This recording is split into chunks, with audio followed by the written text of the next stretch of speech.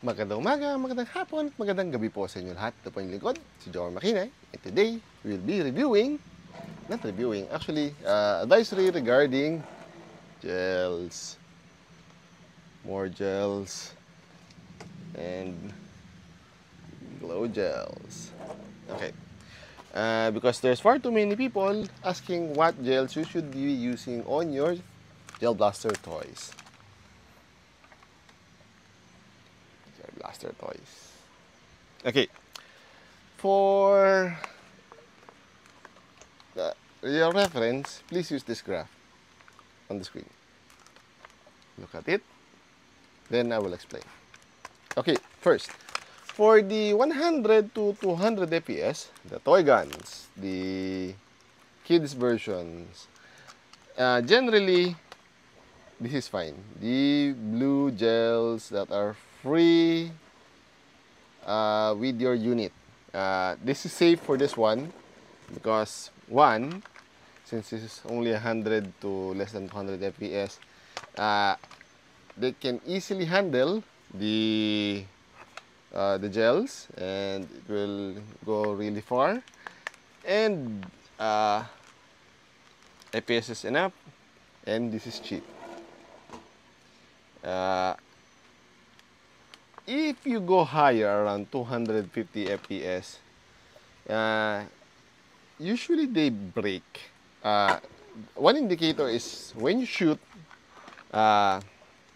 gels from your unit and you see it disintegrating or turning into dust or getting destroyed without it hitting anything yet, it's either your hop up is too strong, or if you doesn't have an hop up, it means your FPS is too high for your gels. So you need to move to the next one. The glow gels are a special case.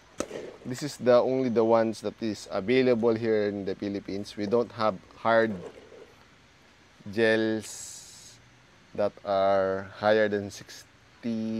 This is generally around 40N, depending on the supplier. That's why you can see the glow gels and the 40N are the same, because there are some were the 40N's green ones that I use. What I call this one? Up to 200 FPS, this is okay. But higher than that, you can see that they start to disintegrate. So you need to shift to the other ones. In 60N, there are the translucent ones. This is cute. And my favorite from our brother Earl, the whites, the milky whites. I like this one. There are the 60N, as you can see, is very versatile. It can go from the low FPS up to the very, very high 350 FPS, like this one. I use these gels here.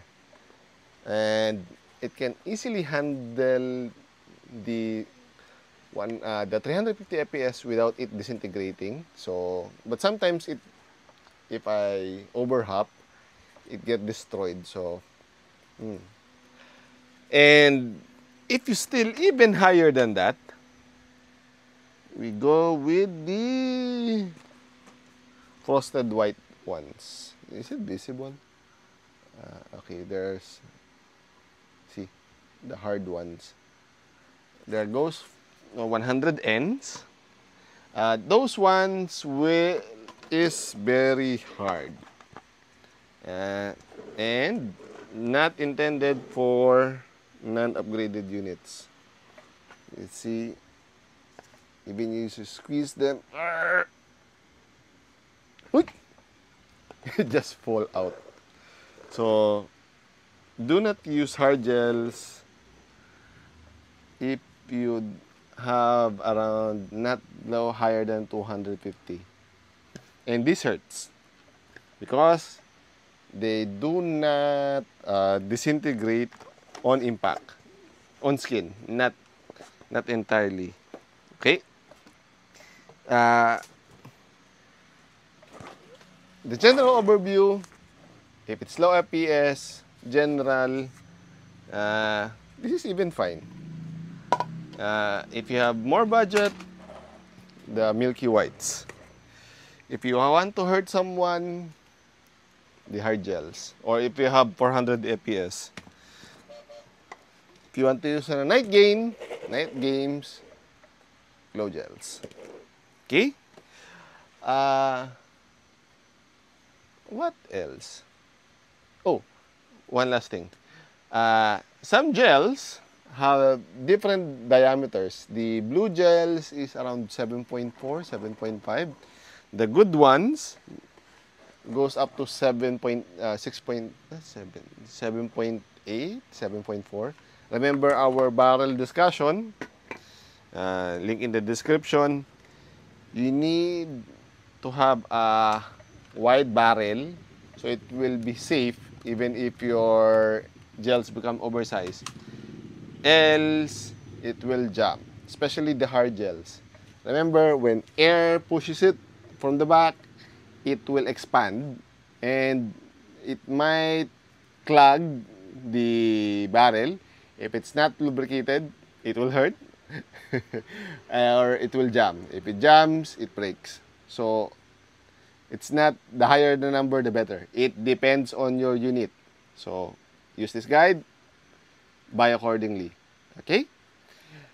Anywho, if you have any comments, suggestions, violent reactions, do not hesitate to post it down in the comment section down below and I'll answer it as soon as possible.